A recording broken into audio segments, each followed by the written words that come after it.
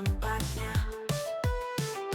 Cornerstone kita, kabar baik selamanya. God News datang kini, berita sukacita. Transformasi ini mengubah hidup kita. Saudara, ketika kami melayani di San Jose sudah puluhan tahun yang lalu, ada seorang ibu, dia telepon ke saya waktu itu. Dia bilang, kami lagi mau beres-beresin rumah, mau tahun baru. Lalu ada piring-piring, mangkok-mangkok, banyak sekali ya yang sudah pernah kita pakai dulu. Pendeta datang ke rumah lah, ambil kalau mau ya. Karena sebentar lagi kami akan buang katanya gitu. Tapi karena mangkok-mangkok kita juga banyak waktu itu, kita agak mengambil. Saudara, seringkali kita memberi, bukan memberi yang terbaik gitu. Jadi yang sudah mau dibuang, kalau kita gak ngambil, ya dibuang gitu ya. Seringkali kita tidak sadar bahwa apa yang kita berikan ternyata kita pilah-pilah. Kita katakan saya mau beri kepada orang itu oleh-oleh persis sama, ada dua, tapi kita pilih yang lebih jelek kasih orang. Mudah-mudahan kita tidak demikian. Hari ini kita akan mempelajari firman Tuhan, memberi yang the best, memberi yang terbaik. Alkitab banyak mencatat orang-orang yang memberi yang terbaik. Tapi kita akan fokus pada satu orang yang bernama Abraham. Yang bernama Abraham. Mari kita berdoa. Bapa di surga, kami berterima kasih kepadamu Tuhan. Karena tanpa disadari, segala kehidupan kami Tuhan, itu dilihat orang lain. Menjadi kesaksian, perhatian daripada orang lain. Ketika kami mengaku sebagai orang percaya, namun perilaku kami tidak seperti orang percaya, kami bisa ditertawain Tuhan. Itu sebab Tuhan, ampuni kami Tuhan, kalau kami dalam hidup kami melakukan berbagai kesalahan. Bahkan sering kali Tuhan, untuk memberi kepadamu saja Tuhan, kami bukan memberikan yang terbaik. Itu sebab Tuhan, tolong kami, ampuni kami sebelum kami bersama-sama merenungkan firman Tuhan ini. Dan pakailah hamba-Mu di dalam segala keterbatasannya, berikan hikmat kepada Tuhan, supaya firman Tuhan yang disampaikan sungguh boleh jadi berkat, pendorong kami melakukan yang lebih baik lagi selama kami hidup, selama kami punya kesempatan untuk Tuhan. Dalam nama Tuhan Yesus kami berdoa. Amin. Mari kita sama-sama buka Alkitab di Kejadian 22. Kejadian 22 kita akan bacakan ayat pertama dan ayat kedua. Nanti saya akan lanjutkan bacakan untuk kita semuanya ayat 9 sampai 12. Kejadian 22 ayat pertama dan ayat kedua, demikian firman Tuhan. Setelah semuanya itu, Allah mencoba Abraham. Dia berfirman kepadanya, Abraham. Lalu sahutnya, ya Tuhan. Firman-Nya, ambillah anakmu yang tunggal itu, yang engkau kasihi, yakni Ishak, pergilah ke tanah Moria dan persembahkanlah dia di sana sebagai korban bakaran pada salah satu gunung yang akan kukatakan kepadamu. Ayat 9 sampai 12. Sampailah mereka ke tempat yang dikatakan Allah kepadanya. Lalu Abraham mendirikan mezbah di situ. Disusunnyalah kayu, diikatnya Ishak anaknya itu dan diletakkannya di mezbah itu di atas kayu api. Sesudah itu Abraham mengulurkan tangannya lalu mengambil pisau untuk menyembelihnya. Tetapi berserulah malaikat Tuhan dari langit kepadanya, "Abraham, Abraham!" Sahutnya, "Ya Tuhan." Lalu berfirman, "Jangan bunuh anak itu dan jangan kau apa-apakan dia, sebab telah ku ketahui sekarang bahwa engkau takut akan Allah dan engkau tidak segan-segan untuk menyerahkan anakmu yang tunggal kepadaku." Memberi yang terbaik. Bapak Ibu sekalian dikasih Tuhan, hari ini kita belajar dari seorang tokoh, Bapak Abraham. Bapak Abraham dikatakan sebagai bapak segala orang beriman. Bapak segala orang percaya. Ceritanya begini, Abraham yang tinggal di tanah Ur Kasdim itu dipanggil Tuhan Allah untuk pergi ke satu tempat, tanah perjanjian. Tidak ada GPS, tidak ada pesawat, tidak ada bus, tidak ada kereta api, tidak ada peta, tidak ada semuanya. Dia tidak dikasih uang saku, gak, kalau orang Surabaya bilang gak dikasih sangu, gak dikasih apa-apa, suruh pergi. Memang Abraham adalah orang kaya, dia gak perlu itu. Tapi untuk mengambil keputusan pergi itu satu keputusan yang besar. Waktu kita mau pindah sini, itu satu keputusan yang besar, bukan? Mungkin sudah pertimbangkan berkali-kali. Berulang-ulang kita pertimbangkan. Saya ingat waktu kami diundang untuk melayani di sebuah gereja Indonesia di sini. Lalu saya konsultasi dengan teman-teman yang tinggal di Amerika, pendeta. Dia bilang, "Kamu datang dulu, melihat-lihat." Waktu itu En masih umur sekitar 6 bulan. Masih baby, kalau Jessica udah lebih besar. Jadi saya diundang datang, saya apply visa, saya datang ke sini lebih kurang 3 minggu waktu itu. Jadi 2 minggu di Bay Area, 1 minggu saya di LA. Sudah apply visa, terbang ke sini, kemudian melihat-lihat keadaan di sini. Lihat keadaan orang tinggal di sini. Khotbah juga dan sebagainya. Ada di San Francisco, pergi juga ke San Jose, ke Sacramento, ke LA, sempat main ke Las Vegas. Yang lucunya adalah, yang paling saya tidak lupakan adalah di Las Vegas saya tersesat sampai polisi cari begitu. Luar biasa. Pertama kali datang ke Amerika begitu. Lalu saya pulang, saya sharing pada Ibu Susan, saya bilang kita diundang pelayanan di Amerika, mau pergi gak? Bedanya hanya satu, ya, yang lain semua sama. Di sini gak ada pembantu, ya. Tapi hitung-hitung sama, kami juga di Surabaya gak ada pembantu. Jadi oke lah kita berangkat ke sini. Itu mempunyai keputusan yang sangat besar. Itu sudah 21 tahun yang lalu, ibu-ibu lebih lama.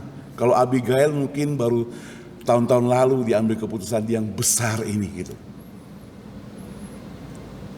Untuk pergi. Tapi sudah disediakan, ada tiket pesawat, sudah tahu saya datang sini ada calon suamiku di sini, saya datang sini ada anakku, itu sudah aman. Tapi waktu Abraham berangkat ke sana tidak dikasih tahu apa-apa, pergi, bahkan jalannya pun tidak diberitahukan. Gak ada transportasi, gak ada tiket dan sebagainya. Dan dia pergi dengan iman, kepercayaan yang sungguh-sungguh kepada Allah. Karena dia percaya Allah yang dia sembah adalah Allah yang baik, Allah yang tidak pernah tinggalkan dia, Allah yang tidak pernah merancangkan yang jahat buat anak-anaknya. Maka dan dia berangkat. Saudara yang saya kasih Tuhan, singkat cerita dalam perjalanan itu, dia mendapat janji daripada Tuhan Allah, bahwa Tuhan Allah akan memberkati dia, memberikan keturunannya seperti bintang-bintang di langit. Bayangkan, akan memberikan keturunannya seperti bintang di langit, sementara apa? Sementara istrinya mandul. Ini kenyataan. Istrinya mandul, gak bisa melahirkan, tapi ada janji daripada Allah. Alkitab mencatat 25 tahun Allah berjanji kepada dia, baru dia mendapatkan hasil, anaknya lahir. Menunggu 25 tahun, lama sekali. Singkat cerita, setelah dia besarkan anaknya itu sampai umur kurang lebih 25, jadi berarti dari perjanjiannya sampai dia besarkan anaknya 25 tahun, yang artinya waktu Allah memberitahukan kepada Abraham, ambil anakmu Ishak, persembahkan kepadaku di atas gunung. Sudah 50 tahun dia lewati. Saudara, anak itu adalah anak yang paling dikasihi. Tadi kita sudah baca. Setelah semuanya itu, Allah mencoba Abraham. Ia berfirman kepadanya, Abraham. Lalu sahutnya, ya Tuhan, firman-Nya, ambillah anakmu yang tunggal itu, satu-satunya itu. Ya memang ada dari budaknya itu, tapi rasanya tidak dihitung di sini. Tapi dikatakan anaknya yang tunggal itu, Ishak namanya, satu-satunya, yang paling disayangi, yang paling dekat dengan dia, itu anaknya. Persembahkan kepadaku. Persembahkan kepadaku. Selain itu dikatakan apa lagi? Yang tunggal dan yang dikasihi, yakni persembahkanlah dia sebagai korban. Saudara yang saya kasih Tuhan, mengapa Abraham rela mempersembahkan anaknya yang satu-satunya ini? Tentu kita bertanya, kita mau belajar, kita mau seperti Abraham. Yang pertama saudara, Abraham itu mempunyai iman yang kuat. Abraham memiliki iman yang teguh kepada Tuhan. Firman Tuhan sering mengajarkan kepada orang-orang yang dipakainya, misalnya kepada Yosua dikatakan, jangan melihat ke kanan, menoleh ke kanan, ataupun menoleh ke kiri. Artinya fokus. Kalau engkau percaya kepada Tuhan, percaya sepenuhnya. Janjinya itu pasti. Dia tidak pernah menyakiti engkau. Dalam Ibrani 11, coba kita buka. Ibrani 11 ayat 17 sampai 19. Saya akan bacakan untuk kita referensinya. Ibrani 11 ayat 17 sampai 19. Demikian firman Tuhan. Karena iman, maka Abraham tatkala ia dicobai mempersembahkan Ishak, ia yang telah menerima janji itu rela mempersembahkan anaknya yang tunggal, walaupun kepadanya telah dikatakan keturunan yang berasal dari Ishak lah yang akan disebut keturunanmu. Saudara, Abraham bisa beralasan kepada Allah, bukan? Allah, kenapa engkau menyuruh saya mempersembahkan anakku ini yang merupakan keturunanku? Satu-satunya kenapa? Kan engkau sudah berjanji akan memberikan keluarga kami keturunan seperti bintang-bintang, seperti pasir dan sebagainya. Tapi kenapa harus kami persembahkan? Bukankah untuk menunggu kelahiran anak kami ini saya sudah menunggu cukup lama? Mujizat sudah kami alami. Tapi kenapa harus diserahkan? Tapi Abraham tidak banyak bertanya. Hanya dia beriman teguh kepada Tuhan. Hanya beriman teguh kepada Tuhan. Saudara, dalam kehidupan kita, kadang kita pikir aman-aman, biasa-biasa. Tapi tiba-tiba bisa muncul masalah, ya, yang membuat kita kaget, yang membuat kita, kenapa Tuhan hidup itu kok banyak kali variasinya? Kenapa Tuhan kok hidup itu banyak sekali masalah? Kita tidak tahu misteri itu, dan Abraham mengalami hal yang demikian. Tapi satu hal yang perlu kita lihat daripada dia adalah dia tetap teguh, tetap setia. Yang kedua, saudara, Abraham itu mempunyai ketaatan yang total, yang sepenuhnya. Dia tidak sisakan sedikit pun untuk percaya kepada yang lain, tapi sepenuhnya dia percaya kepada Allah. Sehingga Abraham menunjukkan ketaatannya mutlak kepada perintah Tuhan. Dia suruh dia pergi ke atas gunung. Dia tidak tanya kenapa tidak disediakan domba untuk korban bakaran itu.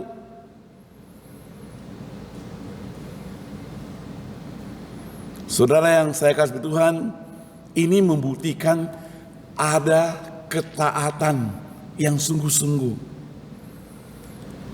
Alkitab mencatat Abraham itu bangun pagi-pagi. Lalu kita bertanya, kenapa harus pagi-pagi? Saudara, pagi-pagi itu gak ada orang, masih sepi. Pagi-pagi itu kemungkinan istrinya pun belum bangun, karena dia gak ceritakan pada istrinya. Pagi-pagi itu sepi, bebas dia pergi. Kalau dia berangkat agak siang, orang tentu bertanya, ada apa ini dengan Abraham? Kalau orang sudah bertanya, mulut orang itu mulai kepo. Mulut orang itu mulai ngomong-ngomong. Kasih nasihat lah, kasih masukan lah. Kadang pengaruh orang itu bisa menggoncangkan hidup kita. Saudara yang saya kasih Tuhan, waktu kita mau belajar setia kepada Tuhan, dalam hal apapun juga, ada baiknya kita berhubungan pribadi langsung kepada Tuhan. Jangan sampai dipengaruhi godaan, apalagi yang mempengaruhi kita itu bukan orang percaya, bukan orang Kristen. Saudara, waktu saya pulang ke Medan tahun 2002 akhir Desember, waktu itu mama baru keluar dari rumah sakit habis operasi. Lalu adik angkat mama itu tanya pada saya, kenapa pindah jauh-jauh ke Amerika? Apakah di situ bisa jadi lebih kaya? Dia bukan orang Kristen. Apakah di situ bisa lebih kaya, bisa lebih dapat banyak uang? Saya bilang tidak. Saya ke Amerika untuk melayani Tuhan. bukan untuk cari uang, untuk melayani Tuhan. Saudara yang saya katakan Tuhan, inilah yang saya katakan, kalau kita menceritakan, Abraham menceritakan pada orang-orang, banyak sekali godaan, masukan, nasihat yang bisa mempengaruhi. Yang ketiga, kasih kepada Tuhan Abraham itu melebihi kasih dia kepada anaknya sendiri. Saudara, Abraham begitu mengasihi Tuhan, dia menempatkan dalam hidupnya itu Tuhan itu nomor satu. Tuhan nomor satu dalam hidupnya, dalam keluarganya. Anaknya itu urutan yang entah keberapa. Belum lagi istrinya, nggak tahu, juga bukan urutan nomor satu. Pokoknya dia menempatkan Tuhan itu nomor satu. Dengan demikian apa yang Tuhan kehendaki dalam hidup dia, dia itu tetap mau setia, mau taat kepada Tuhan Allah. Saudara, kita bisa seperti itu tidak? Menempatkan Tuhan itu nomor satu dalam urutan kehidupan kita. Kemarin saya dengarkan pendeta Stephen Tong yang umur 84 tahun, dia setiap minggu khotbah 2 kali mungkin ya, hari Minggu. Tapi dia bilang dia umurnya sudah 84 tahun. Dia sudah hidup di dunia itu 30 ribuan hari. Kemarin saya hitung-hitung jumlah hari 29 sekian, 20 berapa gitu. Dia sudah 30 ribu lebih gitu. Hah? Apa? Iya, maksudnya dia sudah umurnya sudah melewati hari-hari sampai 30 ribu berapa hari gitu. Dan dia bertanya kepada jemaatnya, di dalam berapa hari pun yang kita hidup di sini, ibu-ibu, bapak-bapak hidupnya sudah puluhan ribu kali hari juga. Berapa hari yang kita pakai untuk benar-benar untuk Tuhan, dibandingkan yang kita pakai untuk diri kita sendiri. Mau makan yang enak untuk diri sendiri, mau pergi jalan-jalan untuk diri sendiri, ya, mau tidur untuk diri sendiri juga gitu. Masa-masa ya untuk diri sendiri, bersenang-senang ya untuk diri sendiri, merayakan ulang tahun ya untuk diri sendiri, semua untuk diri sendiri.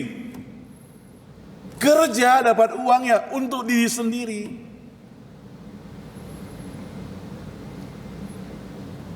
Berapa persen yang kita lakukan untuk Tuhan? Kalau kita ketahui bahwa Tuhan itu melakukannya 100% untuk kita. Saya ulangi. Berapa persen yang kita lakukan, yang kita berikan, yang bisa kita persembahkan untuk Tuhan, sementara Tuhan memberikan sepenuhnya untuk kita. Tadi dalam perjalanan datang ke sini, salah seorang dari ibu-ibu ngomong, nanti tutup tahun ada pesta loh di tempat satu orang itu 125 US dollar makan tok. Dalam hati saya 125, kita di sini sudah pesta perayaan Thanksgiving untuk semua orang gitu. Kalau untuk pesta-pesta, banyak sekali orang termasuk anak Tuhan, mereka rela memberikan besar gak masalah, habis banyak gak masalah. Tapi untuk pekerjaan Tuhan, dia itu istilahnya apa? Kalau orang Jawa bilang medit, pelit, kikir. Di New York ada seorang yang bernama Hetty Green. Hetty Green itu orang kaya. Dia saking kayanya dia uangnya banyak sekali. Saking banyak di bank, satu bank itu di New York kasih dia satu ruangan untuk dia jadi kantor. Gratis. Karena dia nasabah yang besar. Tapi dia pelit sekali. Bapak Ibu boleh search di Google nanti siapa Hetty Green ya. Saya singkat aja. Hetty Green itu tidak mau tinggal di New York. Kenapa? Karena di New York sewa rumahnya atau biayanya mahal. Maka dia tinggalnya di New Jersey. Dia rela naik kereta api setiap pagi ke New York, ke kantornya. Walaupun dia punya uang sebenarnya. Kemudian apalagi? Dia tidak rela makan roti yang bagus. Dia sengaja pergi beli roti di toko roti yang rotinya sudah pecah-pecah. Itu lebih murah gitu. Yang sudah rusak, tapi masih bisa dimakan, lebih murah. Dia kan pakai coat, kan dingin di situ ya, panjang begitu. Dia gak pernah ke laundry cuci. Karena harus bayar kan. Dia cuci pun bagian bawah aja. Bagian bawah itu dengan air dikit-dikit cuci. Jadi coatnya yang dari warna hitam jadi hijau-hijau begitu. Lama-lama udah jelek gitu. Tapi tetap dia pakai. Padahal uangnya banyak. Anaknya pernah main-main kemudian Kemudian jatuh, tangannya terkilir. Dia tidak bawa ke dokter. Karena takut habis uang. Dia harus, kaki anaknya harus diamputasi. Itu Hetty Green, orang yang kaya raya. Singkat cerita, dia meninggal dunia. Tidak bawa apa-apa. Hartanya, uang di bank semua tidak dibawa. Ya anaknya yang menerima sebagai warisan. Untungnya anaknya itu tidak sama sifatnya seperti Hetty Green.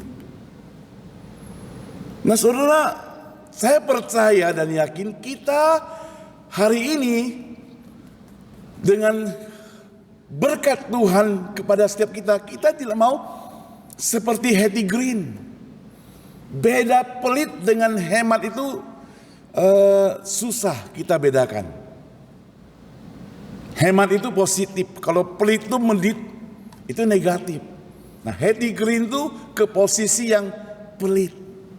Boros juga tidak boleh, tapi dia termasuk orang yang medit, pelit, kikir lah. Saudara yang saya kasih Tuhan, Abraham, kalau saya perhatikan di sini, dia bukan orang yang pelit. Anaknya dia rela, dia tidak egois.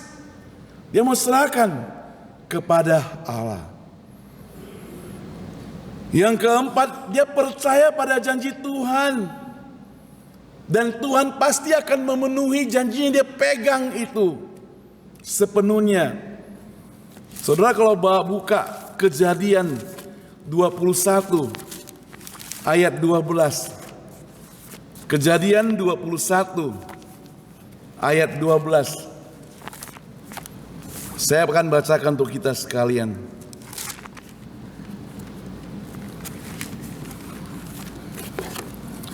Kejadian 21 ayat 12.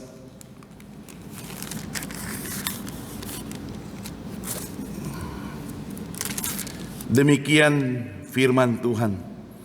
Tetapi Allah berfirman kepada Abraham, jangan sebal hatimu karena hal anak dan budakmu itu.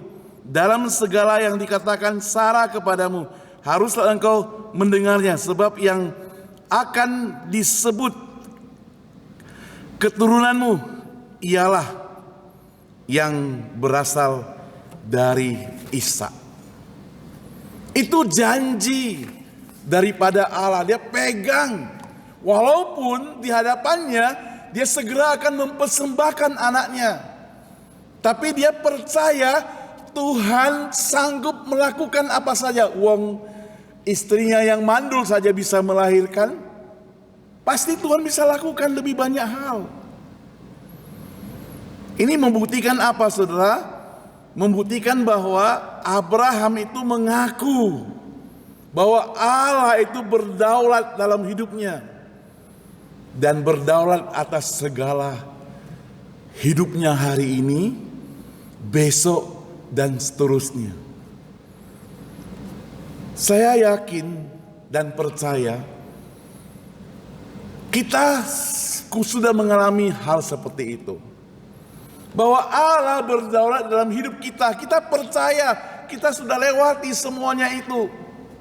Dari mulai kita datang ke tempat ini, sebagian yang dari mulai tidak punya surat, sebagian yang datang sini yang belum punya pekerjaan, yang kopernya baru 1, 2, sekarang diberkati Tuhan, kopernya sudah banyak. Bahkan kalau pindah rumah, sewa storage aja bayar mahal, saudara. Titip barang aja bayar mahal. Itu semua merupakan berkat-berkat Tuhan yang begitu luar biasa buat kita, bukan? Saudara yang saya kasih Tuhan, di sini kita bisa melihat satu contoh Abraham taat, dan Alkitab mencatat dia dipanggil dan dia segera melakukan. Dia tidak pernah tunda-tunda akan perintah Tuhan. Menunjukkan apa? Menunjukkan dia serius. Dia tidak santai. Setelah Tuhan perintahkan pada dia itu perintah yang sangat serius sekali. Dia tidak tunggu besok. Seperti orang yang sedang jatuh cinta, dia itu tidak akan tunggu hari ini. Dia mau bertemu hari ini, harus hari ini. Dulu ada anak pemuda di San Jose. Dia jatuh cinta sama sekarang istrinya di LA. Setiap Sabtu libur seperti begini, Jumat malam dia sudah berangkat ke LA ketemu pacarnya. Nanti Minggu sore-sore dia sudah pulang karena pagi Senin harus kerja. Itu bayangkan nyetir kalau gak macet. Kalau macet bisa 7-8 jam pergi aja. Pulang juga demikian. Demi apa? Demi orang yang dikasihinya. Jadi kalau sudah ada cinta kepada Tuhan, apapun yang diperintahkan oleh Tuhan mesti kita lakukan. Kita bagaimana? Ada perintah Tuhan buat kita, kita lakukan tidak? Kalau kita diberi kesempatan untuk melayani, mari kita pakai waktu itu dengan sebaik-baiknya untuk melayani, karena belum tentu besok kita punya kesempatan. Saya kenal bekas jemaat kami di Surabaya, suami istri, sudah lama gak pernah ketemu juga. Lalu entah kenapa saya dapat nomor telepon, kemudian saya kontak istrinya, lalu kontak suaminya. Dia bilang, sekarang kami bukan tinggal lagi di Surabaya, tapi lebih sering di Kalimantan. Saya bilang, nantilah kalau satu kali saya akan pulang tahun depan atau kapan, kalau Tuhan izinkan, saya akan bertemu, saya akan ke Kalimantan. Sekalian ngantar saya ke IKN ya, lihat-lihat ya. Pengen lihat IKN kan, ibu kota Nusantara. 3-4 hari yang lalu saya dengar berita dia sudah meninggal dunia. Belum ketemu ya, sudah meninggal dunia. Itu janji daripada manusia itu tidak bisa dipegang, bukan? Tapi kalau janji daripada Tuhan, Abraham bisa pegang. Karena janji Tuhan itu tidak pernah tidak tepati, tidak pernah salah. Dan berkatnya itu melimpah. Bahkan Pemazmur mencatat berkat Tuhan itu bisa datang pada waktu malam, waktu kita tidur. Tapi teman saya itu memplesetkan ayat itu. Tahun 2012 saya kesempatan ketemu teman-teman alumni SMA yang kami sekolah tahun 1979, tamat 82. Sudah lama gak pernah ketemu, lalu ketemu. Saya satu kamar dengan seorang teman, satu kelas itu. Dia tahu saya pendeta, dia tanya, besok pagi-pagi dia sekarang mau tidur ya. Saya doa, ajak dia doa tidur. Kemudian pagi-pagi dia panggil saya, waktu itu dipanggil Pak Saud, kamu kan pendeta. Itu ayat yang malam-malam itu berkat Tuhan untuk kita itu benar, saya mengalami katanya. Wah, saya pikir dia sudah bertobat. Luar biasa sih bilang, kamu pasti mengalami mujizat. Benar katanya. Kemarin kan kita udah mau tidur. Sebelum tidur saya pasang lomba pacuan kuda. Bangun pagi-pagi saya menang 6 juta katanya. Jadi berkat Tuhan kepadaku waktu saya lagi tidur. Ayat itu luar biasa.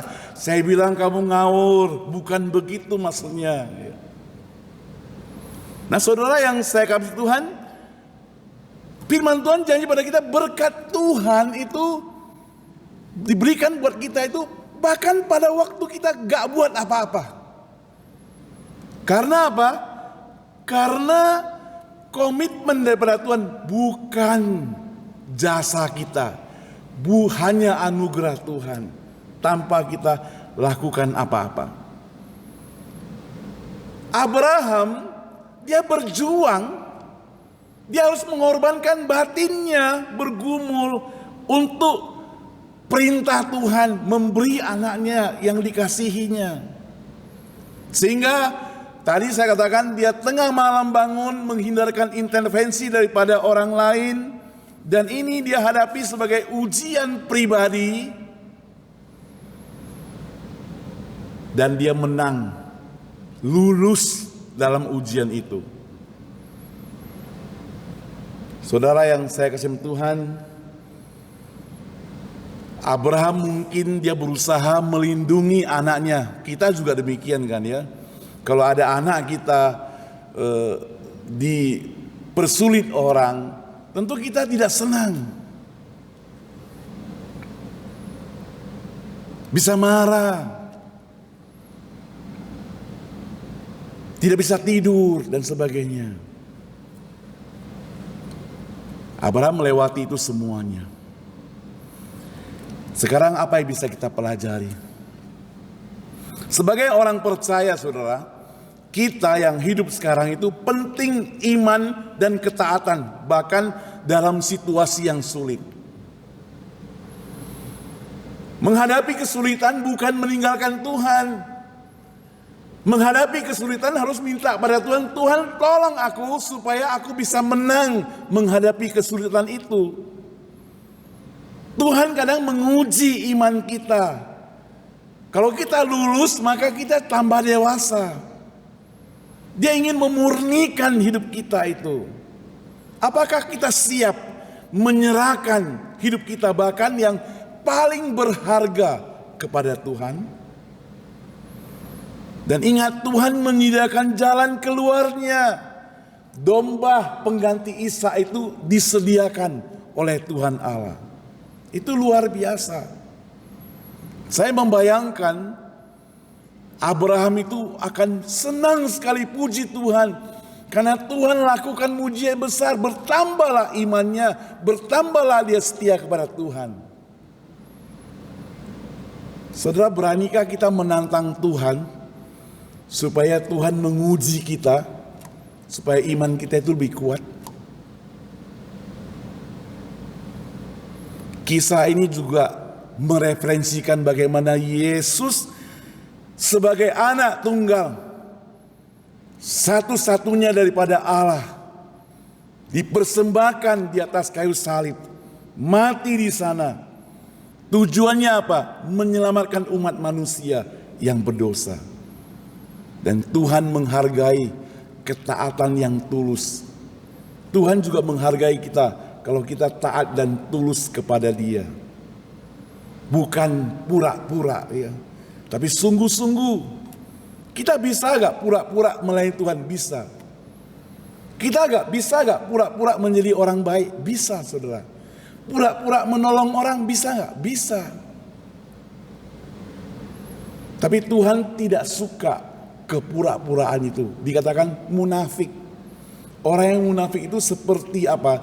Seperti kuburan yang di luarnya itu putih, bersih, luar biasa, ada bunga-bunganya lagi. Tapi di dalamnya adalah bangkai yang busuk, ada ulat berbisa dan sebagainya. Tuhan kadang pakai kesulitan, penderitaan, masalah untuk menguatkan kita. Tidak boleh mundur.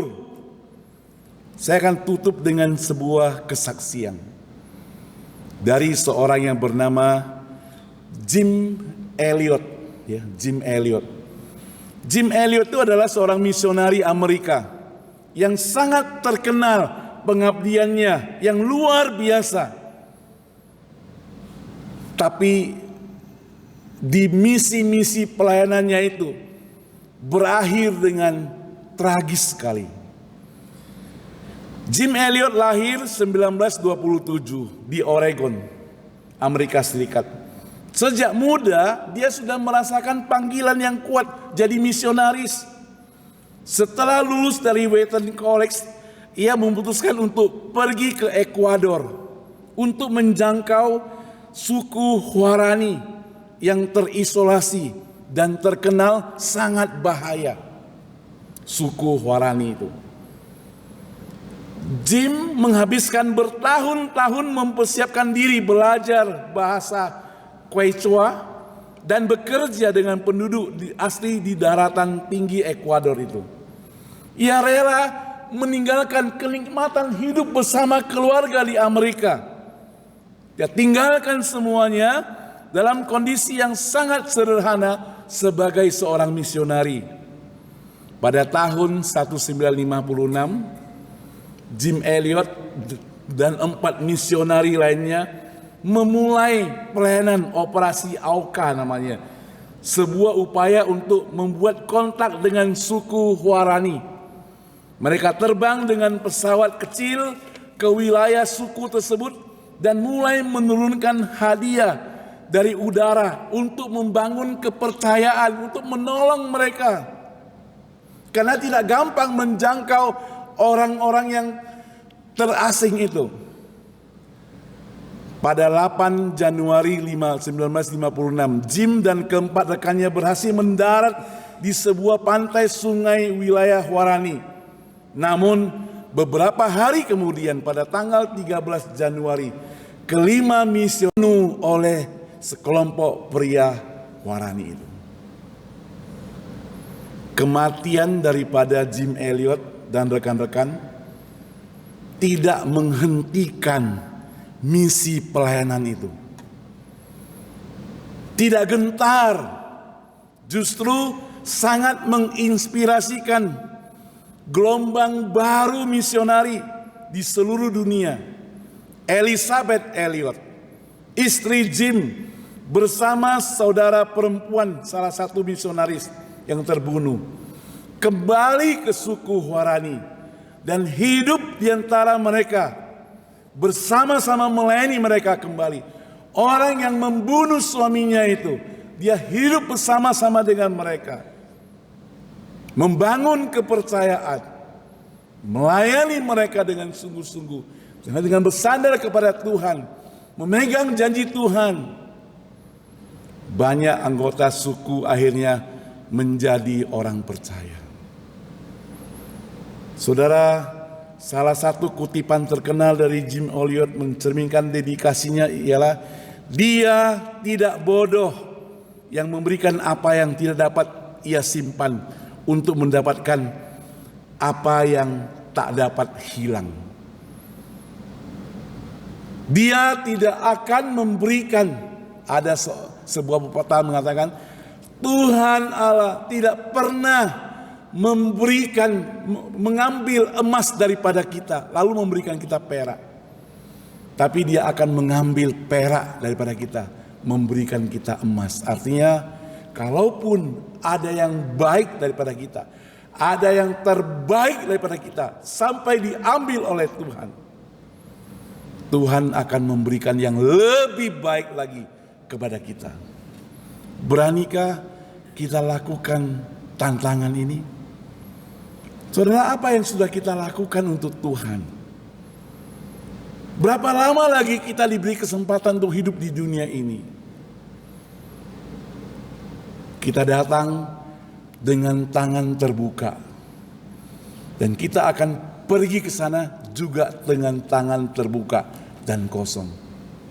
Artinya apa yang kita dapatkan di dunia ini tidak kita bawa apa-apa. Lalu untuk apa Tuhan berikan semua buat kita?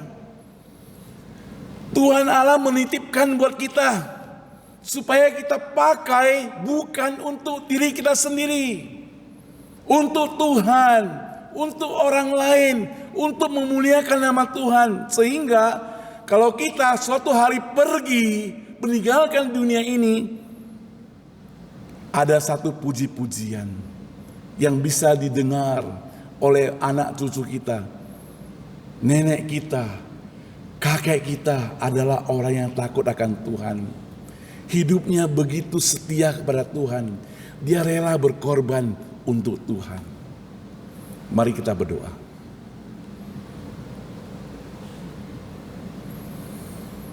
Bapa di surga, memberi yang terbaik seringkali gampang sekali kami ucapkan Tuhan. Memberi yang terbaik seringkali kami bisa lontarkan kemana-mana. Tapi waktu mau dengan jujur memeriksa hati dan memeriksa kehidupan kita, apakah pemberian yang kita berikan itu merupakan yang terbaik? Hanya Tuhan yang tahu. Kita datang ke dunia tidak membawa apa-apa. Berkat Tuhan melimpah. Dan kita akan kembali kepada Dia juga tidak membawa apa-apa. Lalu segala harta benda yang kita dapatkan, kita pertanggungjawabkan di hadapan Tuhan. Kami tidak melakukan apa-apa. Kami sama seperti seorang hamba yang ambil talenta itu, tanam baik-baik, tidak berusaha untuk memperkembangkannya. Kita perlu mohon pengampunan pada Tuhan. Selama ada kesempatan, selama ada waktu, biar kita tidak tinggal diam.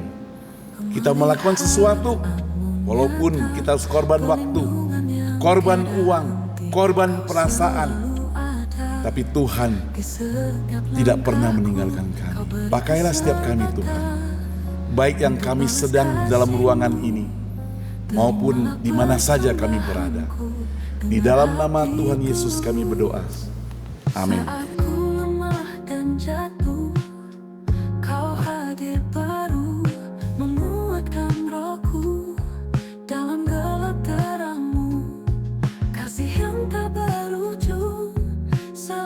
Setia mendampingi di setiap jalan yang ku tempuh. Tuhanku kan selalu memuji.